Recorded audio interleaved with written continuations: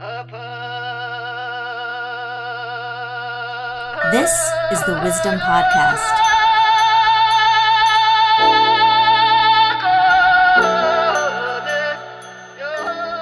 Welcome to the Wisdom Podcast. My name is Daniel Aitken, and today we meet Gerry Stribling, a former Marine and author of Buddhism for Dudes.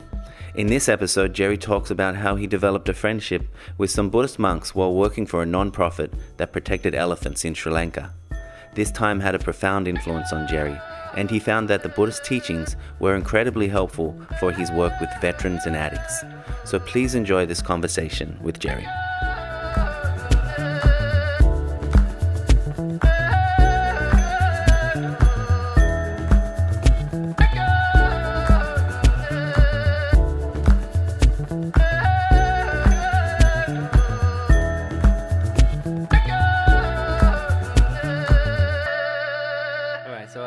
Maybe I'd start by asking, how does a dude, someone who's been in the military, get into Buddhism? How did that come about? If we go back to Kosovo. Kosovo, wow. Yeah. My expertise at the time was how to habilitate people with severe mental illness and developmental disabilities. Mm-hmm. And when the Kosovars repatriated their country, they left many of their mentally retarded, mentally ill people back in Montenegro, and I should have gone. Mm. I know that business real well. I could have done a lot of good, but I didn't, and I felt bad about it. Mm-hmm.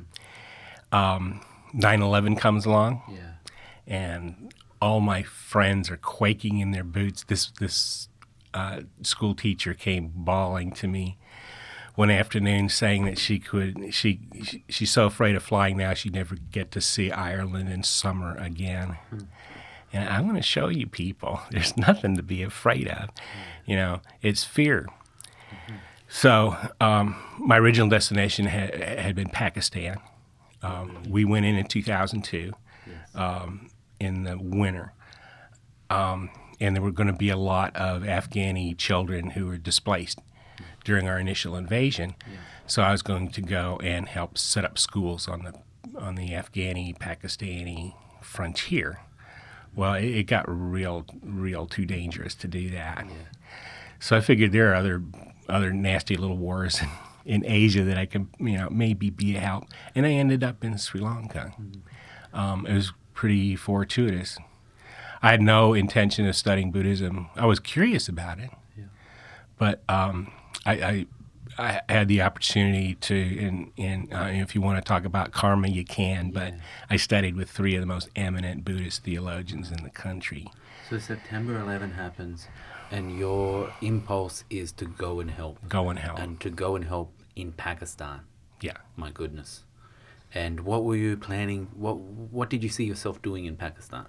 We initially just setting up opportunities for kids to continue their educations during their displacement before they could go back because of the American invasion. Yeah. So that was kind of vaguely my idea. Your idea. But of course you were probably told that that's not a good idea by the the administration or whoever you were talking to organize such a trip. The Daniel Pearl beheading was kind of the end of that adventure for me. They don't cut your heads off in Sri Lanka. Yeah. So you wanted to keep your head, and you thought, sort of. Pakistan is not the. So Pakistan was not, but then Sri Lanka became the destination, and I'm just wondering how Sri Lanka came up for you. Oh, I have a friend who was in the military, American military. He was an officer. Now he's been living in Tokyo for 25 years. He's a spy. Lance, you're a spy. I'm outing you. You're going to out him out now. I out him every chance I get.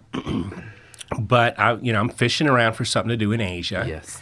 And we're corresponding, and he says, well, why don't you consider Sri Lanka? And I says, no, Sri Lanka is just as dangerous as Pakistan, isn't it?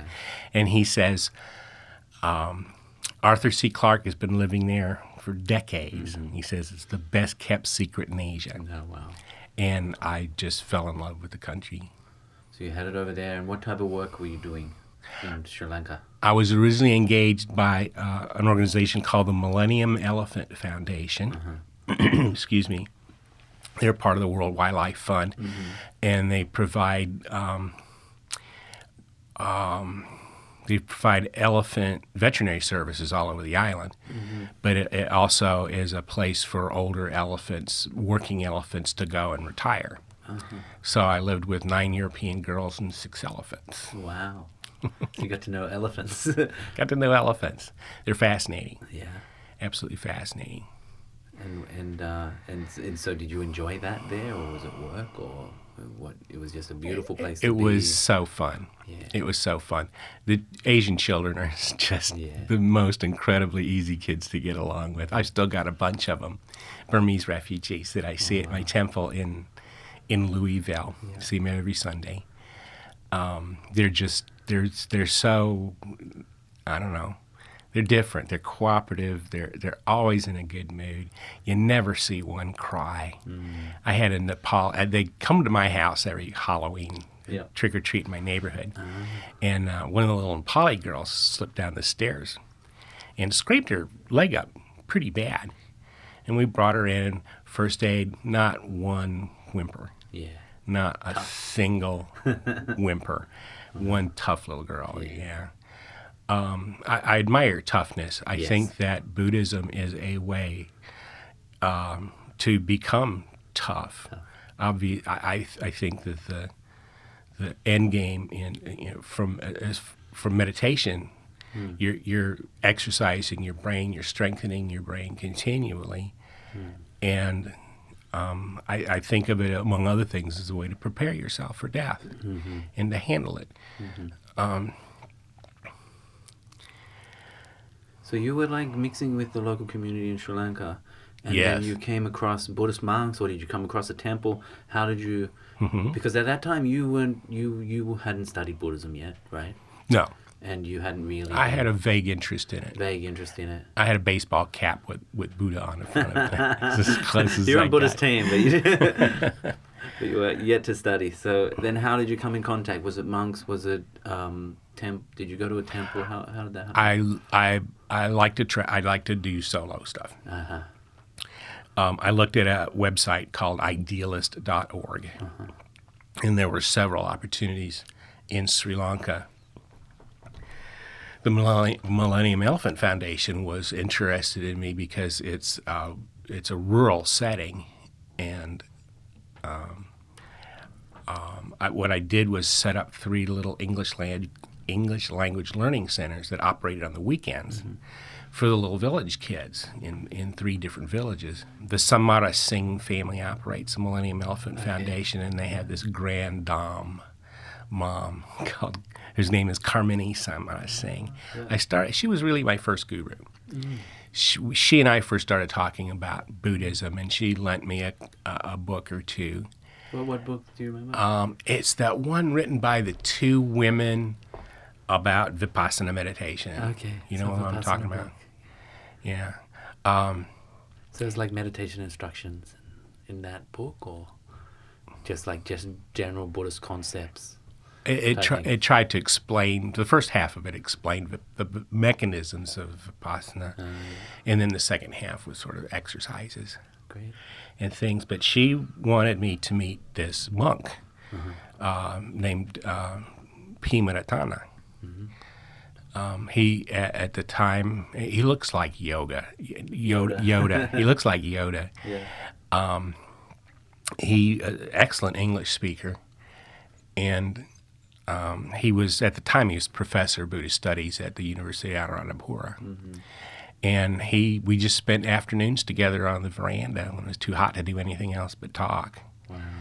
And I learned a lot from him. He was more of kind of an anecdotal guy. And you really like to stick it in your ribs every now and then. Which suited your style, right? I remember. Coming from military background. Yeah. I remember I was there with a young woman from England one time, and P. Mutatana says, England, yeah, that's a more Buddhist country than Sri Lanka. And the girl goes, "What are you talking about?" And he says, "You take care of your elderly." Yeah. Yep. From there, I developed a curriculum. And the curriculum kind of got around, and somebody from the UN saw it. What do you mean you developed a curriculum for? I actually developed a conversational English as a second language curriculum that I stole most of it from a Spanish language thing, and then I adapted it to that culture. So you were teaching English? Once I got the centers started. And now, young women, mostly from Europe, when they get out of university, will pay $2,000 and go live at the Millennium Elephant Foundation for 3 months and teach in my little centers. Oh, nice. So, and the revenue, it looks good on the girls' resumes. Yes. And the revenue basically goes to support elderly elephants. Mm-hmm. So that one turned out pretty good. That's nice. Nice thing to do. So you've always had this, impulse to help, right? Help the community. It's been a really strong undercurrent in my life for a long time. Andy says it's evidence that I lived a past life. But even when I was a kid, when I was 15 years old, I was a Red Cross volunteer in a hospital full of wounded Vietnam vets. Yeah.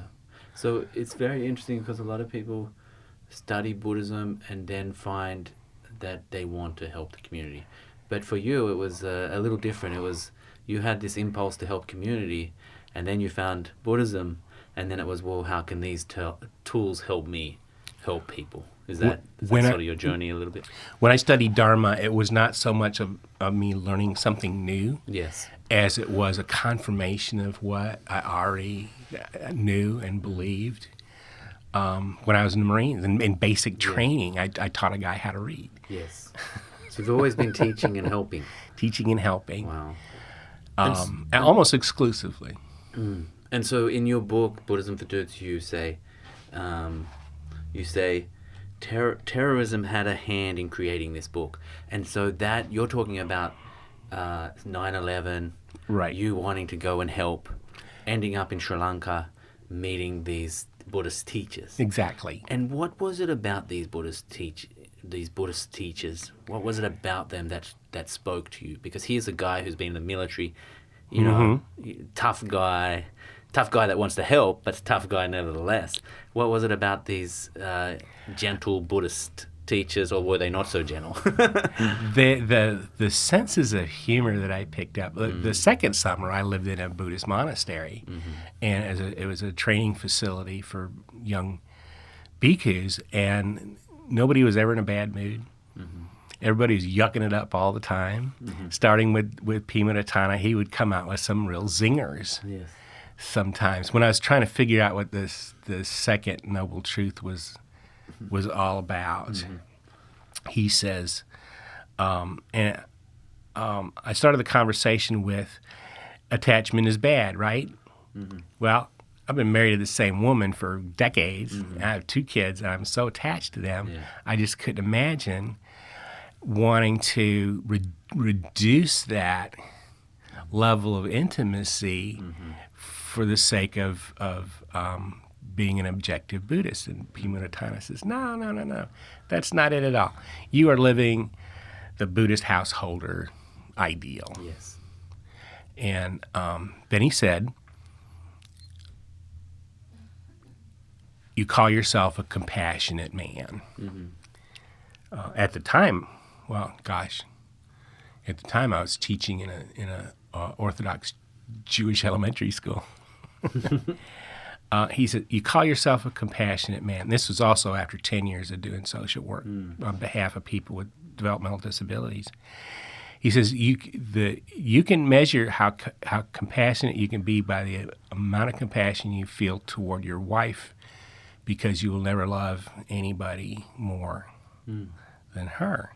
And this is coming from a monk, yeah? He prefaced it by saying, well, I don't know a lot about these sorts of things. But that really, really came home to me. after I finished in Sri Lanka and came home, I got a job. I was hired to it's one of these, oh God, we got the grant now. What do we do? Let's call Gerry Stribling. Yeah. And it was a program to help reintegrate military veterans who were coming out of prison. Mm-hmm. And so what I learned in Sri Lanka, I was able to implement in the incarcerated veterans transitional program. Mm-hmm. And I told my staff, who were all veterans, this is the way it's going to work. Mm-hmm. We're going to be friends with these people. Mm-hmm. We were in the military. They were in the military. There's great common ground there. So it's not a case manager and a client. It's two veterans solving problems. Mm-hmm. And the program was enormously successful. We had a 15% recidivism rate in 3 years, and that's as low as you can get. Mm-hmm. It would have been a lot lower had it not been for cocaine addiction. Mm-hmm. That's what sent most of the guys who went back tested positive for cocaine when they went in for a parole. Otherwise, out of 250 guys, there were only 2 new crimes committed in the 3 years that we were operating. Mm-hmm. We built lives. Yeah. Do you like talking about addiction and addiction to cocaine, addiction to many things, addiction to fame, power? People have all sorts of addictions. What do you think Buddhism has to say on how to deal with addiction? How to deal with addiction? Yeah. I really can't give you a good answer for that, because the one weakness that I had when I was working in these venues was what to do with addicts. Yeah. My approach with the incarcerated veterans program was to hire military vets who are alcoholics. Yeah. They're on the 12-step program. Yeah. They've been, but those guys were instrumental in the operation, because I don't know beans about addiction, because I don't have any addictions. Yeah. They knew everything about addiction. Yeah. And they were both really instrumental in the success of the program. Helpful. Yeah. Yeah. Well, you also say that like the military training taught you a lot, as well as your Buddhist training. So I think at one point in your book you say the Marines teach self-sacrifice, and monks teach and live the secret of life, which is to enjoy self-sacrifice. Yeah. That's a nice, that's come from a personal experience, right? From you. Yes. Yeah. So can you talk a little bit more about that idea? The Marine Corps, which I was a part of for 2 years, teaches an ethos that I think goes beyond what some of the other military branches. I mean, there's a real mystique about the Marine Corps. Yeah. People go, whoa, Marine. Mm-hmm. And I think part of that ethos is the fact that they're almost like Greek Spartan soldiers, in the sense that the person's life on either side of you is far more important than yours. Yes. You're not dealing with the political stuff and the ideology and stuff. You're there to keep the two guys on either side of you alive, and they're there to keep you alive. And the Marine Corps takes that very seriously, to the point of actually risking people's lives to retrieve dead Marines, never leave a man behind. Yes. There's a great sense of camaraderie.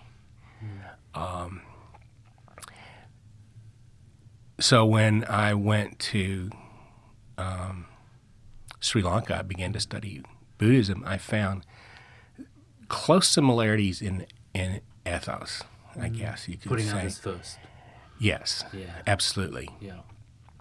To the point of sacrificing your own life. Wow. And I know many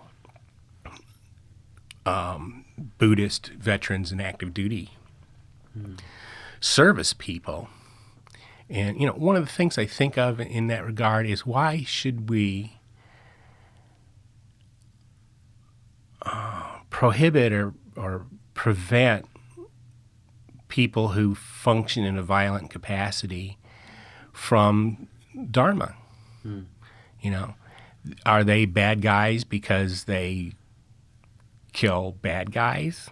Well, they need it more than anyone, right?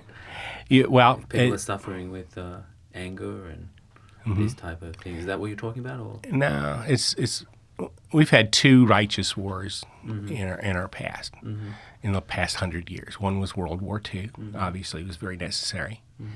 And the other was the initial 2002 invasion of Afghanistan when we fought the Taliban to bring a sense of decorum back to that country.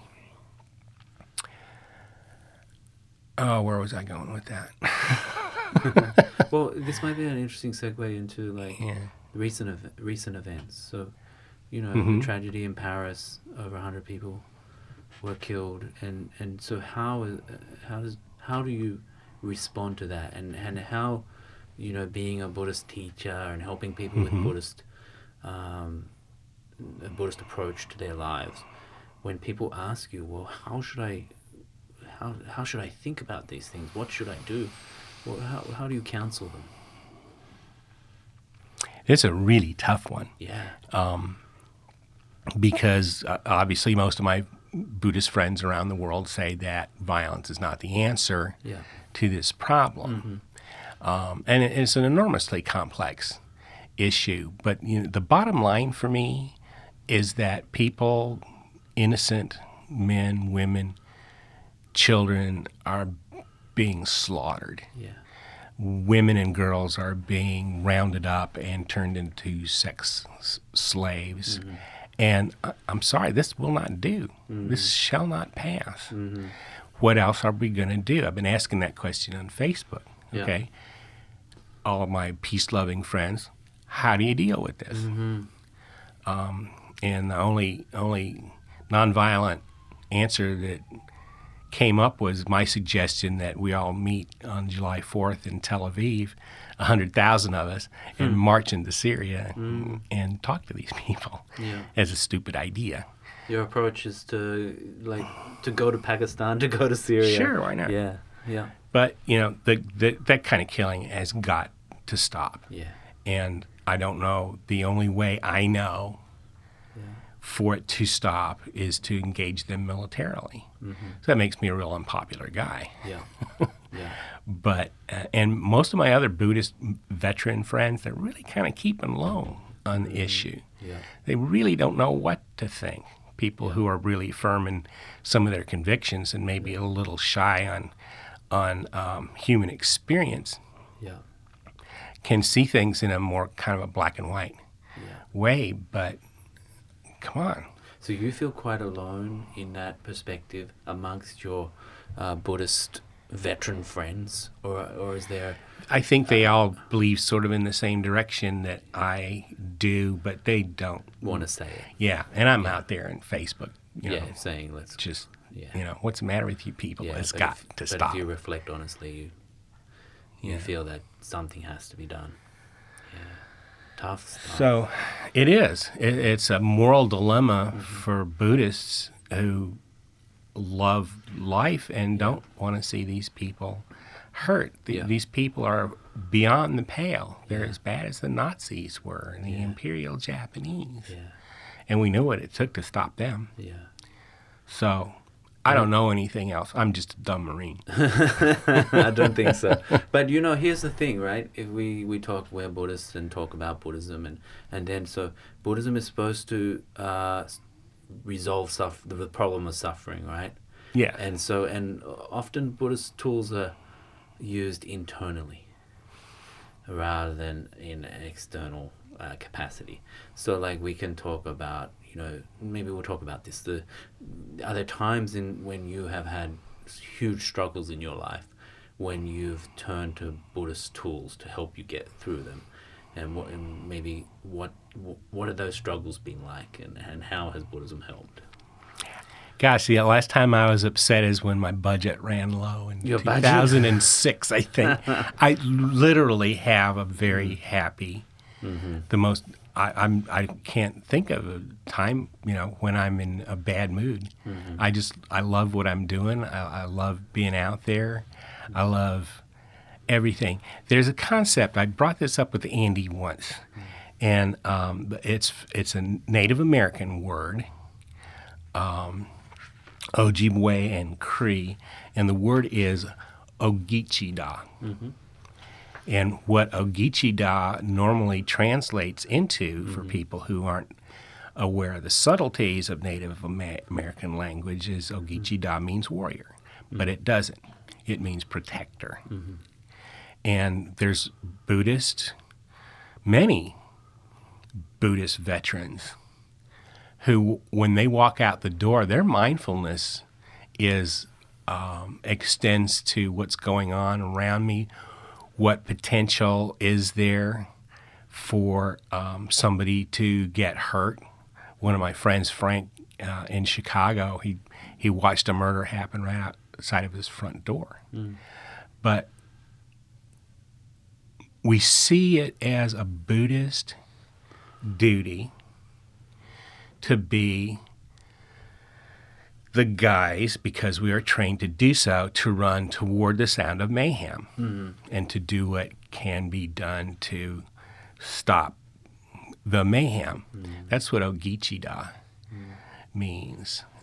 You protect others, even if they're total strangers. Yeah. These are men who would literally take a bullet for somebody. And a stranger. Absolutely. Yeah. Absolutely. Do you, the Buddhist ideal of the Bodhisattva, does that resonate with you? It sounds like it might. My Mahayana friends call me a bodhisattva. Bodhisattva, yeah. But I don't believe in bodhisattvas. You don't believe in bodhisattvas? Why is You that? know, it's just trying to be humble, I guess. I've never paid a bill in my life. Yeah. My wife has made all the money, and I get to go and be altruistic. This is the system that we've worked out. I stayed home when the kids were little. But it's a wonderful life. You can't imagine how wonderful it is.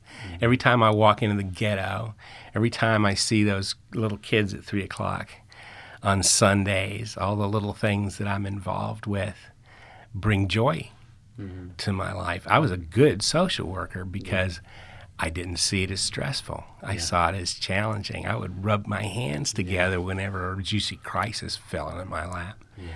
And I was just good with them. There's something I learned back when I took instruction in the Episcopal Church for lack of, I was really curious about Christianity and wanted to see. When was this? How old were you? This was, it was in the 1990s, I guess, the late 1990s. And I learned something there that really struck a chord, in that there is 3 ways to approach religion. One is through piety and morality. And, Southern Baptists don't have anything on the piousness and morality of the average Sri Lankan jungle villager. You don't even see girls and women on the street at night because that's just kind of the way they are. And it's piety, morality, and it's Buddhist based. The second is through scholarship, through study and reading and learning and discussing and debating. And the third is through good works. One of them isn't superior to any of the other two. It's all different expressions of people's spirituality. But I'm always been kind of a good works guy. Yeah. And it's just because I enjoy it so much. My thing right now is I sit with dying World War II veterans. They like to have a veteran come by, and we do veterans recognition ceremonies. And I'll visit them for weeks or months until. What are these people asking you? What are you talking about at this time? With the veterans, and as they're like, you sit with a lot of veterans who are about to die and stuff like that. You do a lot of that sort of work, right? I do. And so what are the conversations you're having at that point? What with the men that I'm serving? Yeah. You'd be surprised that it can be relatively light. Yeah. It's not that veterans don't talk about their experiences. Yeah. They just don't do it until they're 80. Yeah. I was seeing that with my dad. Never said 5 words till he turned 80. Now I can't shut him up. And he was through some pretty nasty, hairy stuff. Why do you think that's in the military. Why do you think that's the case? Is there like just a code, or is it just like a thing where there's a time and place for that, and that time and place is it happens to be towards the end of your life? Is that something like that? When veterans are among veterans, Yeah. they'll talk about their experiences, Okay. but it's from a perspective of, if you haven't experienced it, there's no way in the world you're going to understand it. Yeah. They need people who can relate. Yeah. And, you know, people ask stupid questions, and it's just easier to just kind of be quiet about your military past. But they do kind of get talkative when they get a little up in years, because I guess they're thinking, if I don't share this now, I'm never going to be able to share it. Yeah. So I get to hear some pretty cool stories. Wow. And do these experiences that the veterans have had change their approach to death? Oh, certainly. Yeah, so when you're talking to a veteran about death and dying, and the Buddhist take on it, is it different to when you're talking to someone who's not a veteran and in the same situation but they're not a veteran? Is it a different discussion, or is this type of thing we all face and we have the similar fears and Yeah. and so how what's your experience been like helping people in those times and spaces? Military veterans tend to not fear death. It doesn't occur to them to be fearful of death. And I don't know if that's similar to the way a Buddhist mentality would develop over time as you meditate on those topics and appreciate more and more the reality of what life and death are. They know that. Yeah. They've been there. And they're lucky to be alive, many of them. So we can be pretty straightforward about it. We even kid about it sometimes. Yeah. I've got a patient who lives out of town about an hour away from where I live, and I go to visit him mainly because he's the most irascible human being you'd ever want to meet. Nobody gets along with him. He's a terrible man. You say that with affection.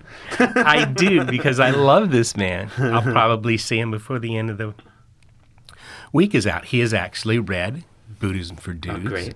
What do you think? And he says that it has definitely changed his way of thinking about stuff. Yeah. When I first picked him up as a patient, he had just lost his wife. So he's just a miserable human being to begin with, plus he's dying, plus he just lost his wife. Yeah. And like I was saying before, if you just shut up and let people talk, you want to ask questions, and just mainly to let the other person know that you're really interested in what they're saying. But, and I've been using this trick for years as a social worker, if you allow somebody to say what's on their mind and deal with their issues from a verbal perspective, just the fact that they have to organize their thoughts enough to express them is a big help. Yeah. And just being attentive is a powerful way to communicate with someone.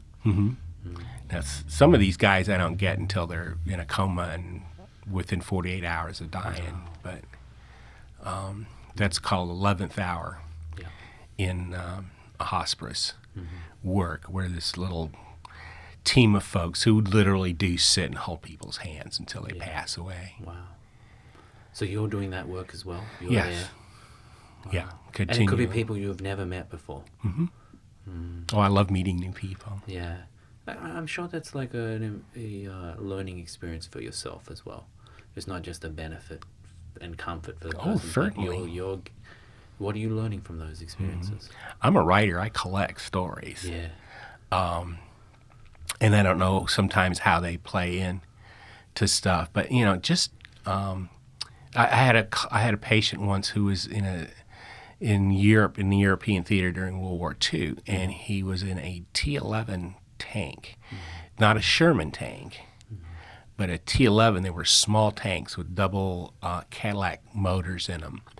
And they were tiny and really, really fast. They could go 45, 50 miles an hour. So he was telling me about how 8 or 10 of these tank crews would have to swarm around a German Panzer tank to take it out. It was fascinating. Yeah. Stuff like that. Yeah. I had a guy once who was, he was a tail gunner on a B-24 and got shot up. Fascinating, just fascinating. Everybody's got, I don't know, I think everybody's fascinating. Yeah. I'm really interested in what people have to think. People's stories, fascinating stuff. Especially these guys, these adventures and tragedies. And they, wow. they kind of come up again and again. It's kind of like the story of Angulimala. Yeah. There's so many different ways to look at that story. Yeah. Why don't you tell the story? Because people, the listeners might know. Angulimala? Yeah, that he's collecting the fingers. Angulimala was a real badass during the time of the Buddha, and he was a notorious serial killer. It's my understanding from his history that he was really an intelligent man who got soured on life, and whenever he killed and robbed someone, he was kind of a highwayman, he would cut off one of their fingers and add it to his necklace of fingers that he had around his neck, which made him, I guess, all the more fierce. Now, if you look at the mythology of Angulimala, when he encounters the Buddha, Angulimala is just ravenously wanting to kill the Buddha, and he runs toward him, and the Buddha is just kind of walking along, but Angulimala cannot catch up with him. I kind of tend to think that they just had a really, really interesting conversation, and Angulimala, this notorious bad guy, became an arhat. He became a follower of the Buddha and eventually achieved enlightenment. But Here's the but. Here's the but. And it says a whole lot about human nature. He became a monk. He became a good person. He was out begging his food like all the other monks. But the people that were aware of his history did not cozy up to him. Yeah. He had that reputation. And it's difficult to make a leap of faith when somebody has been so terrible and is now a much better person. How are you going to trust that person? That's one level that you can look at the Angulimala story. Do you work with prisoners at all? Or in prisons, I have. I don't from a Buddhist context. Yeah. But we're making overtures right now. Our new temple, my friend Bhante Nanda and I just opened it about 2 months ago. And we're making all kinds of new connections in the community. Yeah. And there's a number of prisons around Louisville, and I know that the monk intends to do that. I've had my fill of prisons, to be honest with you. I worked in them for 3 years. Yeah. And like I said, we did some cool stuff. Yeah. But, imagine, here's Angulimala, and then I look at my own career when I was working with guys coming out of prison. Some of my clients were sex offenders. So, and I did an editorial on this once, actually. How do you...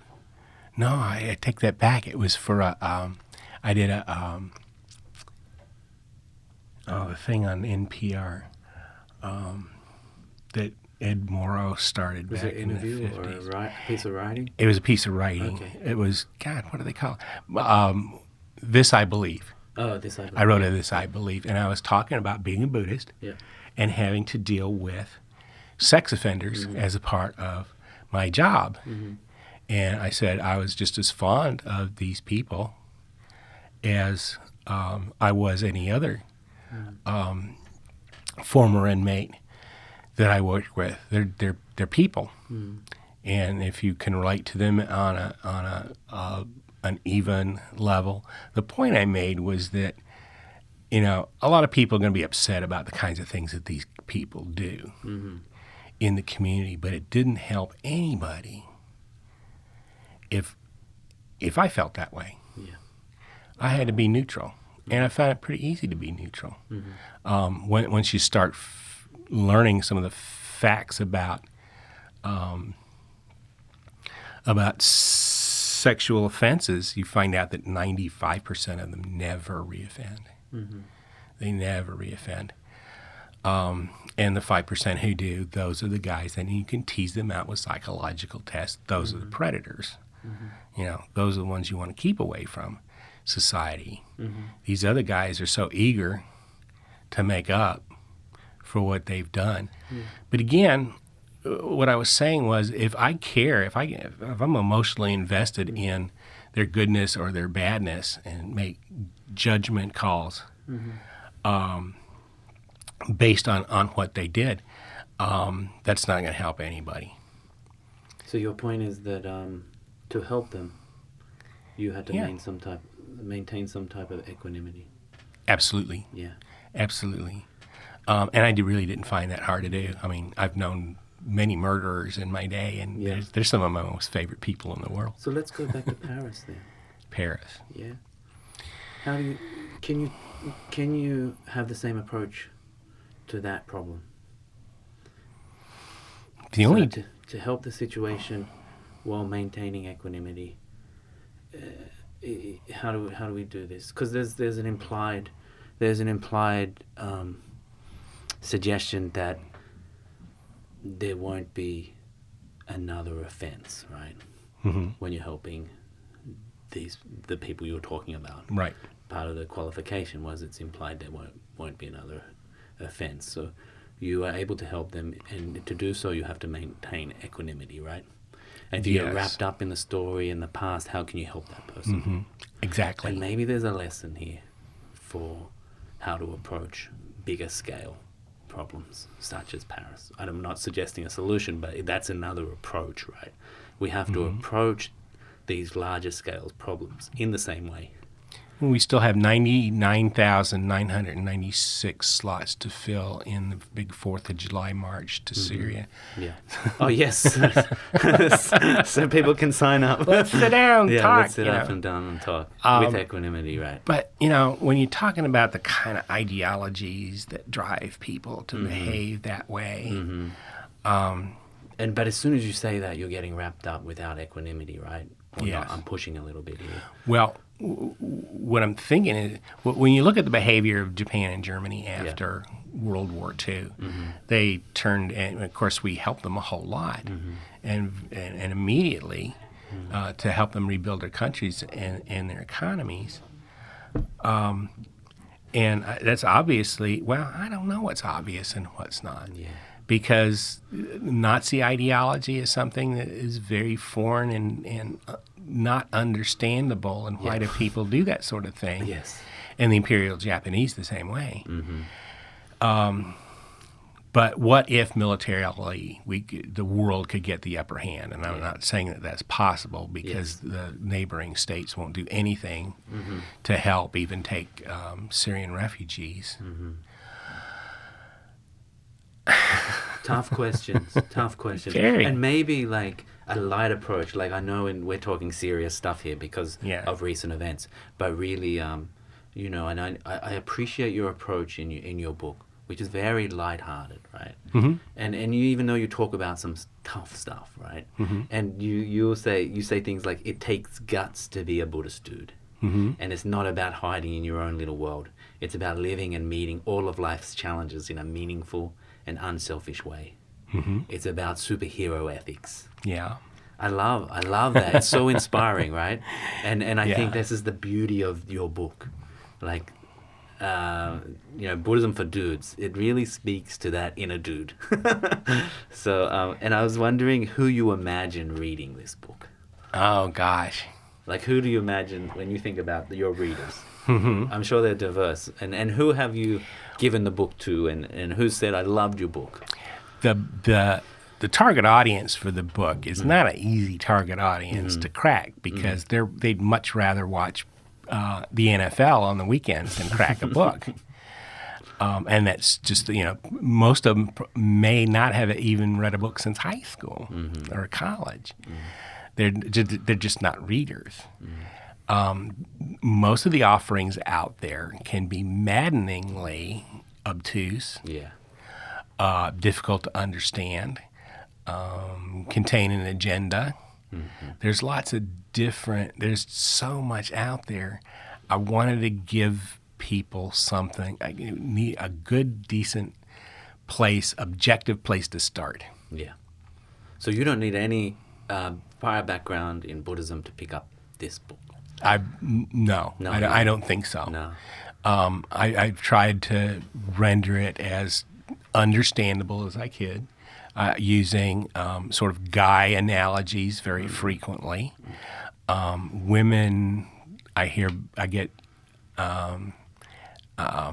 feedback from women all the time on it. Not a single one has said that they thought that it was sexist. No, or anything like. They love Buddhism for dudes.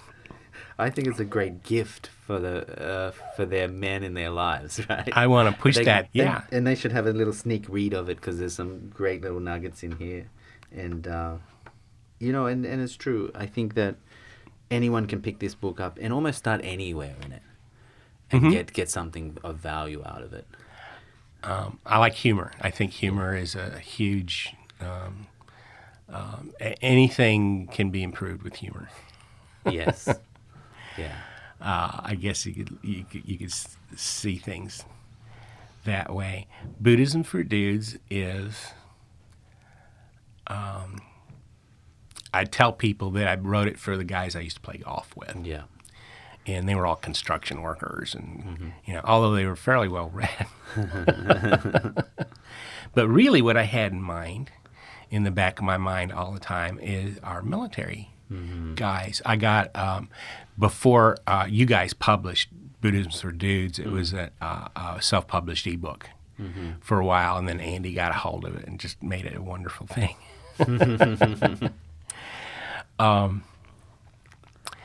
But I got an email once from a top sergeant in Iraq at the time saying that thank you for Buddhism for Dudes.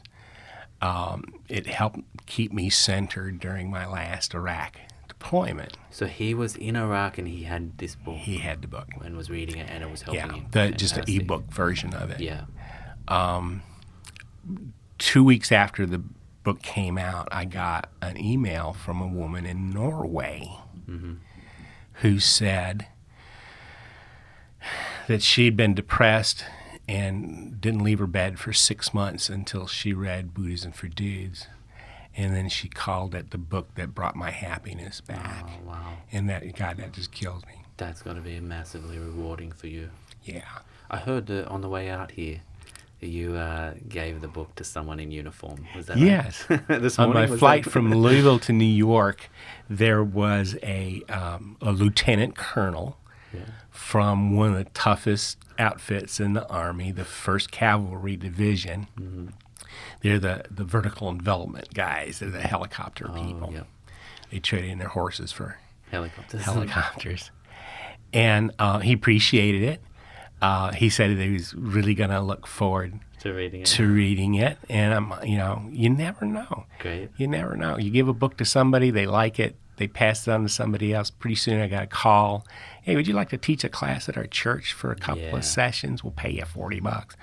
Yeah. So, and it's just kind of snowballing, Great. I guess. But I get comments from all over the world. Fantastic. About the book, and lots of military guys. One of the things I wanted to ask you about, so having worked with you at Wisdom, I know you have quite a your schedule, your writing schedule, and you have certain hours where you're creative, and I wanted to ask you about if you could share a little bit about your schedule and as a writer, what's your process? Well, you got to factor in a little bit of health as well, because I have fibromyalgia, which means I need more sleep than usual, which is paradoxical because I rarely get any decent sleep at all. But around 10:30, my wife goes to work at the hospital. She's not there already, working a 12-hour shift. My dog is asleep. The noisy birds in the backyard are quiet. And it's just, there's no traffic noise. I don't hear sirens. It's the time. It's, I guess I just sort of trained myself that 11 o'clock at night to 3 in the morning is creative time. Yeah. I do stuff all day long, marketing myself and editing, reviewing, thinking up new ideas and stuff. But that's when the words actually come down. From 11 to 3 a.m. Yeah. You're riding away. And I'm funny at that time. Yeah. And then I'm never funnier than midnight. And then so then at 3 a.m. you go to bed? Sometimes 3, sometimes 4. Yeah. Wow. When about an hour before I figure I'm going to go to sleep, because again I have fibromyalgia, I take Neurontin, and that puts me to sleep pretty well. So I can really kind of time it based on when I take my Neurontin. But those, I just can't get to sleep before 3 in the morning. But that's okay. Anything can be turned into an advantage. Yeah. And so like service and writing has become your Buddhist practice in a way, right? I think so. Yeah, nice. I learned from several of my gurus in Sri Lanka that the most blessed thing a Buddhist can do is to share the Dharma. Share the Dharma, And I've been doing that since I started practicing, 13 years ago. And I've taught. I've typically had one-on-one students. I was taught one-on-one with these, eminent people who found the time for me. So that's normally the way I've done it. Yep. But I tinkered around with that book for a long time. Nice. I'm a magazine writer.